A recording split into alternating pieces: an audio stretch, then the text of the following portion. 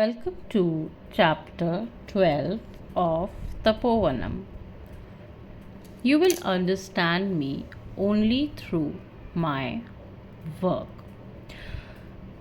That is why sometimes, in order to reveal who I am, I myself show you my visiting card. Sometimes that you call a miracle. They are nothing, neither magical tricks nor occult powers, which can come to everybody with the appropriate discipline and yoga exercises, but by powers to protect, heal, and save people and materialize objects originate in God and can be used only by an avatar. They are in no ways designed, disciplined, or developed, but a flow from cosmic power. Baba, super speciality hospitals. For the benefit of the poor, Bhagwan established in Puttaparthi the Sathya Sai General Hospital in 1956. Everyone knows that the hospital as well as the doctors there are mere instruments. The real doctor is Bhagwan Sri Sathya Sai Baba himself. There are many number of instances where Bhagwan himself took over and miraculously cured patients who had been given up or could not be diagnosed by doctors. Then Bhagwan willed, by his will, that a super speciality hospital be established where treatment costing several lakhs of rupees elsewhere would be given free of charge, and the hospital would become another wonder of the world. The divine will fructified in no time. On 22nd November 1990, Bhagwan Sri Sathya Sai Baba laid the foundation stone and proclaimed that exactly 1 year later, on 22nd November 1991, the hospital would be inaugurated. The super speciality hospital was designed by a very eminent architect, Dr. Keith Critchlow, director of the Prince of Wales Institute of Architecture in London. On the suggestion of Isaac Trigret, he came to Prashanti Nilayam and had Swami's darshan. Swami granted an interview during which he explained to the architect the intricacies of designing the proposal hospital. Elaborating what he had visualized, Bhagwan pointed out Vastu, planetary and astrological aspects that needed to be considered. The engineers were astounded at the depth and extent of Swami's technical knowledge. He returned to London and set about drawing up a design according to Swami's instructions. He was not successful. On the advice of a friend, he imagined himself to be a mere tool in Baba's hand. He surrendered himself completely to Baba's worship. He prayed earnestly to Baba and then he started the work afresh. He took a long piece of drawing paper from one end of the other in either single effort. He drew a sketch of the hospital. He added one word at each end, extending on either side and bending towards the middle, as though two loving hands were extended and then closed around the object of that love, just as directed by Baba. A group of architects took over this point. They worked for 3 months, 17 hours a day, filling up every detail and completed all the designs and plans. They sent the entire set to the construction company in India, designed by Baba. Dr. Critchlow had his doubts. Even in the very technically advanced country like the US, a super speciality hospital of this kind cannot be constructed in less than 7 years. How can then Swami build a hospital in 6 months? He wondered. Architects arrived from London. They laid the foundations and erected concrete pillars of 3 to 4 feet height. When Swami went to Bangalore in May, these architects also left the site and returned home. On 22nd May 1991, on his way to Kodai Canal from Bangalore, Swami took Colonel Jogarao along and went to the site to see how far the work had progressed. From that day to the already announced day of inauguration, time available was precisely 6 months. The structure was to be a majestic one. Up to date medical equipments were to be procured and installed, and 1,000 other requirements had to be met before the facility came to be functional. Colonel Jogarao said, Swami, even if we put thousands of workers on the job and make them work day and night, can we complete the project by 22nd November? What about funds? Swami interrupted. Do not create waves of doubt and indecision. Swami's will is bound to be fulfilled. He then summoned the Indian engineer Brigadier Bose and instructed him, get 2,000 workers through Messer Larsen and Toubro, put them on the job and complete it on time. He left for Kodai. Brigadier Bose did as he was instructed by Swami. He left the entire burden wholeheartedly on Swami's divine shoulders. He engaged more than 2,000 workers daily and ensured that work went on day and night without intermission.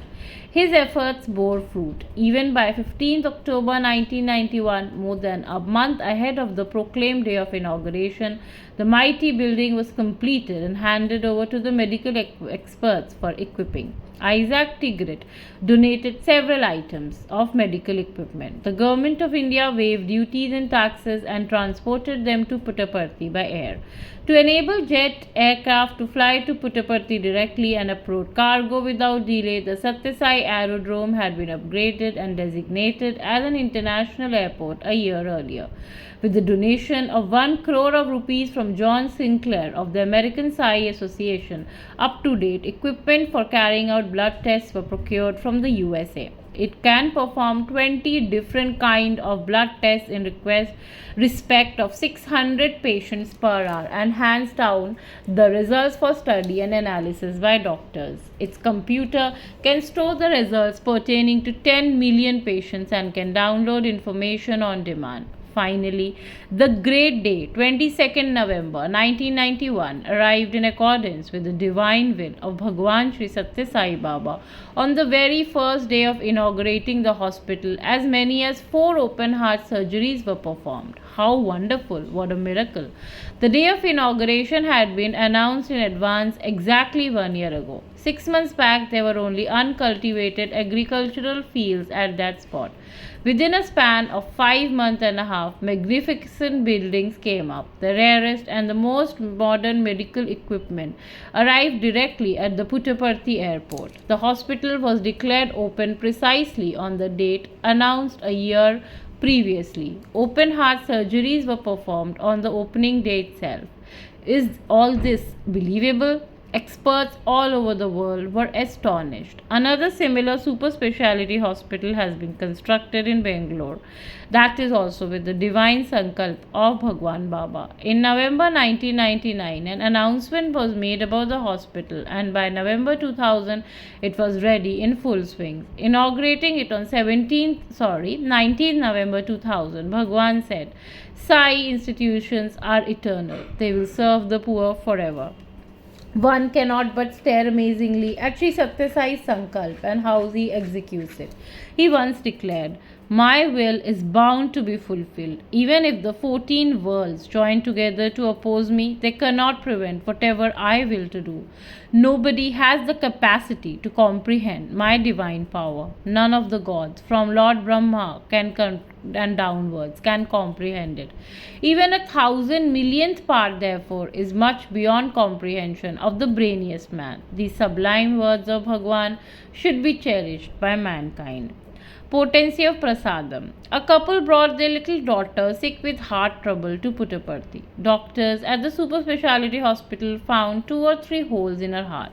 As the case was considered an emergency, they decided to perform open heart surgery the very next morning. She was immediately admitted. The distraught father decided to inform Baba about the crisis early next morning and to obtain his blessings.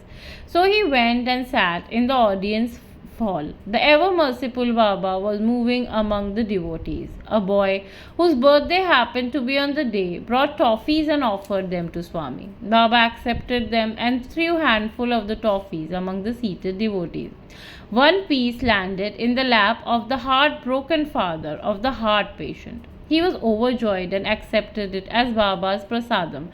He took it to his daughter and made her eat it. A little while later, the patient was moved in for operation. The doctors took last-minute x-rays and to their consternation found no trace of anything wrong with her heart.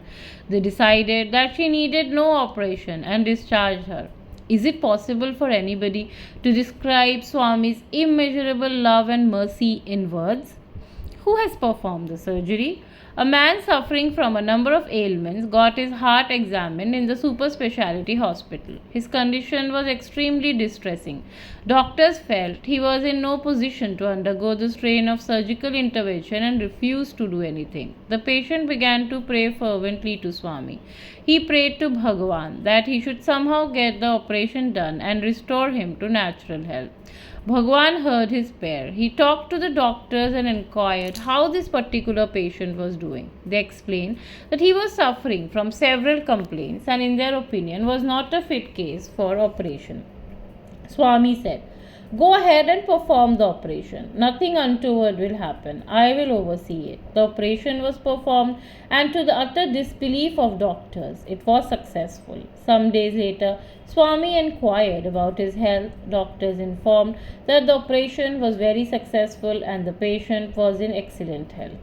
It is the usual practice at the super specialty hospital to take video films of operations performed in complicated cases. Swami asked the doctors to view one of those video films. They were surprised when they did so. They found Swami in several forms resembling each one of them around the operation theatre.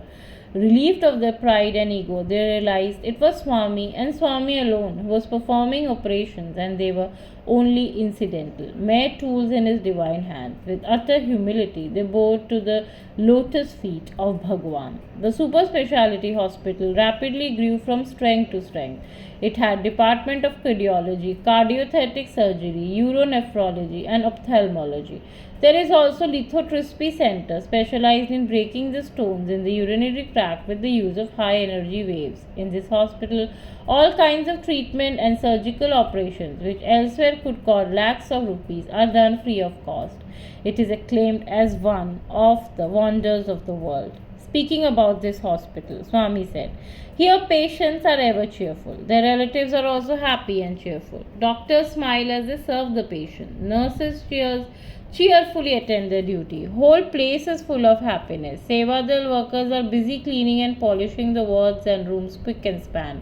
No fee or charge is taken or levied in this hospital. Doctors elsewhere wonder how is it possible to provide medical facilities of this high order totally free of cost. There should be no occasion for such wonder of job or doubt. A job done with a pure heart suffers no dearth of funds. Why hospital if God is here?" There are always doubters who question what is the need for a hospital if God incarnate is right here to attend to every problem of the devotee. Bhagwan Sri Sathya Sai Baba referred to such doubts and said, "Some people might be questioning, Swami is capable of healing the sick by his mere will. Why then is a hospital of this size and attendant paraphernalia needed? Let them think a little further. This one is one of the only hospital of mine. Suppose there is a person in Chennai who runs a clinic or hospital. He treats handicapped children and heals them. His healing center too is mine. As a matter of fact, every hospital, irrespective of where it stands, belongs to me. I am overseeing every one of them. Why then go far? Those who pray to me from the bottom of their heart seeking my help, irrespective of who they are, for whatever place they pray, be it hospital or home or any other spot, irrespective of the language in which they pray, all of them are mine. They belong to me. Do not confine me to a few acres of land around Prashanti Nilayam. Whenever a person prays earnestly for Prashanti, the spot from where the person prays will become a Prashanti Nilayam."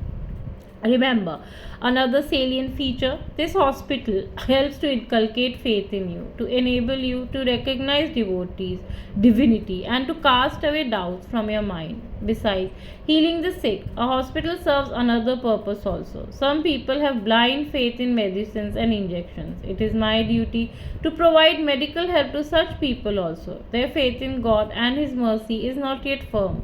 A hospital is definitely needed to help them too. To each a different treatment. A few years ago, Dr. Sita Ramaya, one of the doctors in the hospital in Prashanti Nilayam, was not keeping good health and was bedridden. Bhagwan went to his room to inquire about his health. He sat by his side, cut an apple and fed him with his own hand. Sri Kasturi with Swami all the while. He thought, how blessed is this doctor, even illness has brought him so much fortune.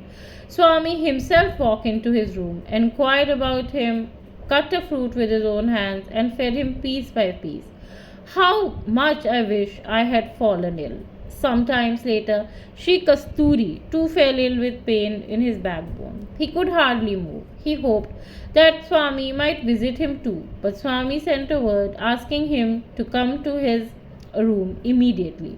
Pain or no pain, there was no question of disregarding Swami. So Sri Kasturi made his way laboriously to Swami's presence. Swami gave him a bundle of New Year calendars and ordered him, "Take these calendars and distribute them yourself, one for each room.